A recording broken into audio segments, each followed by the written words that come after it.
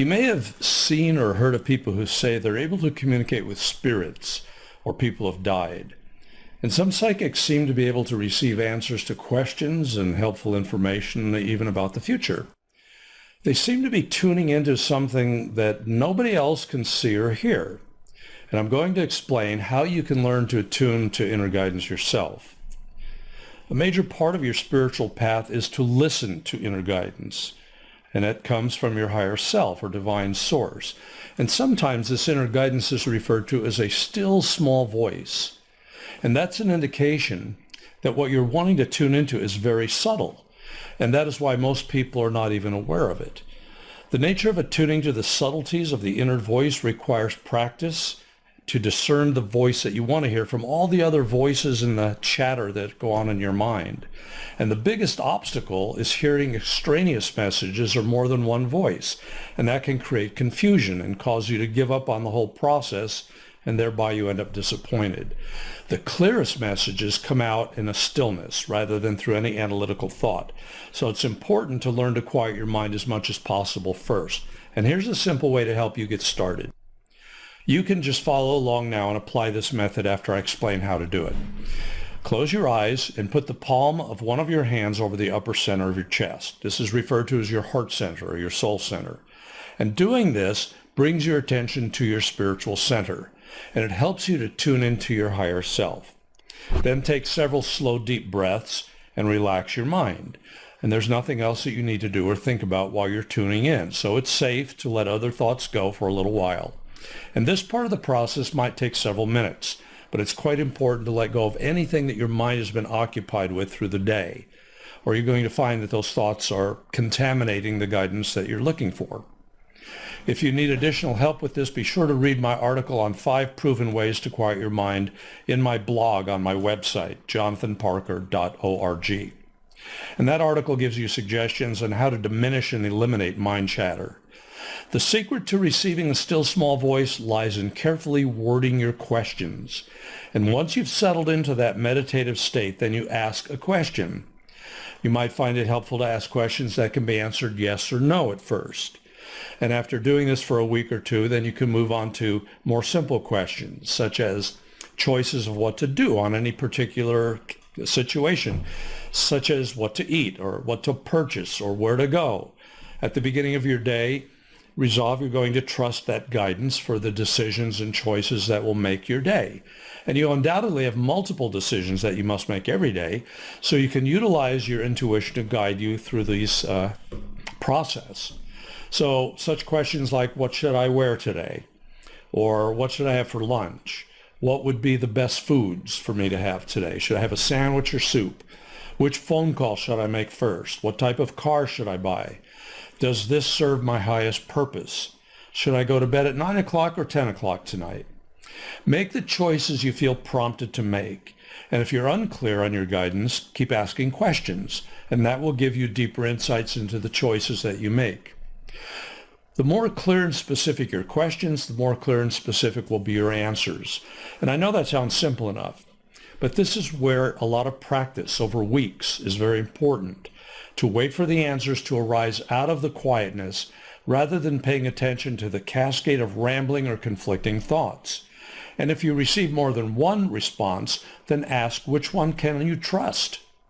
The more you practice with lesser items of importance, the greater will be your trust and confidence when you're faced with more important choices and decisions. And once you're practiced and comfortable with receiving and trusting guidance on these lesser important issues, then you're able to find you'll have insights and direction on much more important issues. And you'll also become more sensitive to the inner promptings of your higher guidance. And your life will then begin to flow with much greater ease. Now, don't underestimate the importance of staying with practicing these simple questions, probably for several weeks. If you immediately jump into asking more complex questions without successfully mastering discerning answers to the simple questions, you're probably going to end up frustrated, and you'll probably quit. I've been teaching this subject to many people for over 40 years, and I know what works, and I also know what doesn't. So be aware that this is a skill. It's like learning a new language or a musical instrument, and you must practice to become good at it. Some experts say it takes 10,000 hours or more to excel in a field. And while it probably won't take you that long, it is important that you be patient with the process, and you will be richly rewarded for it. Now, when you've practiced getting good at inner guidance on simple questions for several weeks, then you can move to questions whose answers will give you more information. For instance, you may desire to be shown the next most important undertaking that will take you to the next breakthrough or to the next level of spiritual growth. And you may have many questions about business or about relationships. An effective technique to make this process easier is to ask your questions if you're sitting across from an all-wise being who has all the answers. Like if you were talking to a friend, you would calmly ask a question and then you'd be quiet and wait for the answer. Listen, observe, and be open with the intention of receiving a response. This is inner listening, and if it's practice, it'll open your receptivity to your spiritual insights. If there's a question you're wanting clarity on and more information, make all the other preparations for meditation. Be in a place where you won't be disturbed and you can relax. Quiet your mind. Continue breathing in a calm, connected, relaxed manner. Be in a place of openness and willingness to receive. Hold no judgments on anything you receive, on yourself or anyone else.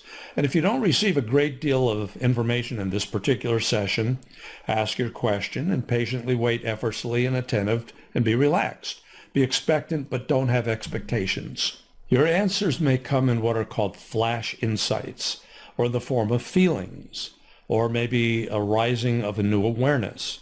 And it's very important not to react to what you're receiving, nor to invalidate yourself by questioning or doubting yourself regarding the information that you receive, because that will only squelch your ability to receive clear messages.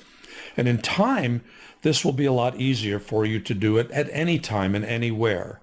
But in the beginning, it's important to follow these procedures to be successful. Now, you might find yourself thinking that what you're receiving is merely your normal inner dialogue. And it's important to know that there are several possible sources of responses. First, your own rational, analytical mind is likely to make its contributions. There'll be a commentary. And you'll notice that the nature of these responses is more like thinking and processing the subject matter, rather than merely listening for the response to arrive out of a deep stillness.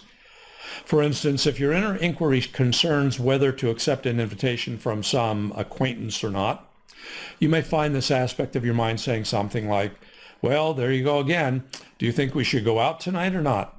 Well, if we don't, what will our friends think of us? But if we do, you're going to regret it tomorrow. On the other hand, we do enjoy being with these people. But then again, maybe that isn't the best way to spend our time tonight or our money. Now, if we could go, it would be a mistake. So the analytical mind is often going to get lost in these loops of thought. It'll process, it'll have judgments just like that. A second source of responses is from your own history. Stored within you are memories of things that you've heard, seen, experienced, and these might rise in response to your request for information.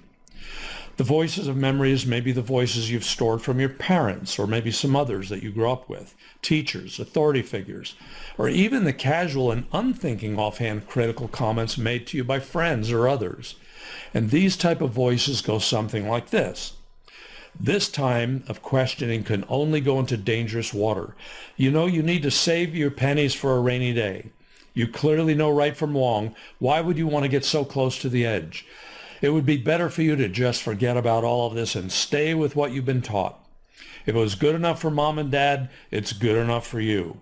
Just work hard. If it sounds too good to be true, it probably is. So there can be strong voices like that appear to be voices of your conscience, but they're actually the voices of your parents or other people, and they may not even be relevant to the situation that you find yourself in. The third source of response is stored emotions. Emotions have a feeling charge that can bring a voice in your mind. For instance, a voice might say, I've really had it with the way that person keeps treating me. They have no right to do this. How dare they mess with me? I should sue them. The inner voices of anger can be very destructive and only set in motion energies that create what is strongly resisted. What you resist persists. So related to this are the voices of what is called the shadow self. These are the parts of you that tend to not want to look at, so you keep them in the shadow, below your level of conscious awareness. A fourth source of voices and thoughts is the darkest, potentially most destructive of all voices. It may be composed of all the previous elements of analysis, memories, and emotions, but they're bent in the most negative and destructive ways. You might hear an inner voice saying, "I'll kill that person for not doing what I want. How dare they do that to me? They should be made to suffer. I feel so miserable." And some of these voices come from a fifth area of what is sometimes called the collective unconscious, which houses all the passions, drives, archetypes, beliefs, and the overriding attitudes of the mass consciousness. And that includes all the hatred and prejudice of large groups of people. But it also houses the needs, the loves, and desires of groups. So it's a real mixture of all kinds of drives that have an overall effect on virtually everyone. Depending on how your consciousness is oriented will determine how you tune into these energies. And some people are affected very little by these energies. Others are greatly influenced and affected by them. The sixth source of inner voices are formed in the sub-identities or sub-personalities, which actually form most of the inner voices you hear throughout the day. The voices utilize many techniques. They're all designed to keep you safe. For example, if you're inquiring about your relationships, or maybe a lack thereof, you might hear voices saying something like, "I want to be loved, but relationships are risky, and they can bring pain. So I'll just let people get so far with me, and I'll feel safer if I can keep people at arm's length." So these voices indicate some relationship fears, and this represents the areas where the person with these voices will find the greatest chance of being confronted and challenged, as well as the greatest possibilities for growth. If the person deals with these voices, their relationship experiences will deepen and become rich.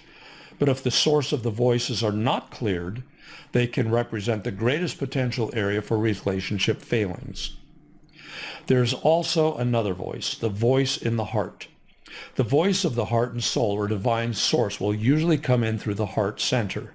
And although there can also be voices of grief, betrayal, and pain in the heart, you'll know if the voice you hear is from a spiritual source if it is positive, kind, loving, and healing. Anything else is from an ego identity. The voices I'm speaking of may not actually come in the form of a voice as you know it. You're not likely to hear these voices like a person talking to you out loud, because it's an inner hearing. But sometimes it'll come as a knowing or a realization, or maybe even an image or an experience or a sound or a sensation. The voice of the soul or divine source will resound with the qualities of trust and love and bring deep comfort and positivity. Multiple voices exist in just about everyone, and there's an interplay within them at all times until you learn how to separate out the higher self and the divine voice and choose that over all of the other voices that you're under constant pressure to move in the direction of those voices. This is a very important piece of knowledge, and here's how you deal with that. It's helpful to label the voices as they arise. For instance, a voice of doubt, criticism, or blame. The voices of inner needs and desires. The voices of pain and struggle. The voices of your soul and spiritual guides. Honor the voices of the feelings and awareness that reveal themselves to you. And when those voices of doubt and distraction want to take you away from the beauty and love, return your focus to your heart center and repeat the words that deeply connect you with your spiritual nature and truth. This is one of the most effective ways of dealing with mental distractions. For instance, you can say to yourself, "I feel love and light in my heart." And in time, you'll find yourself receiving moment-to-moment inner guidance and revelations that are going to be helpful to you and others.